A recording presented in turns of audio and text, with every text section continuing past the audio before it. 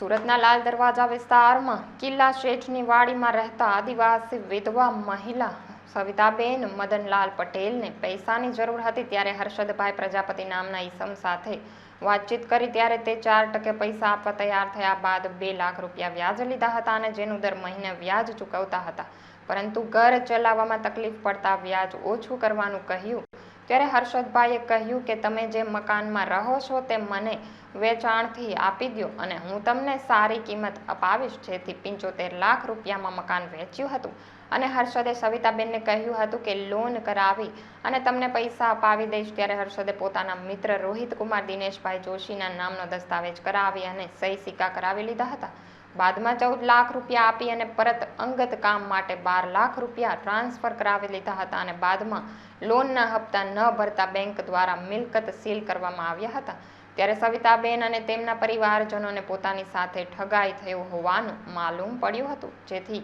Maidarpura police મથકમાં ફરિયાદ કરી હતી અને જેથી હર્ષદભાઈ પૈસા ચૂકવી આપતા બાહેંધરી આપી હતી, પરંતુ આજ દિન સુધી પૈસા ચૂકવ્યા નથી, જેથી સવિતાબેન અને તેમના પરિવારજનોએ કલેક્ટર સમક્ષ ન્યાયની માંગ કરી છે અને તાત્કાલિક આ મામલે કાર્યવાહી કરવાનો આદેશ આપવામાં આવે તેવી પણ માંગ કરી છે.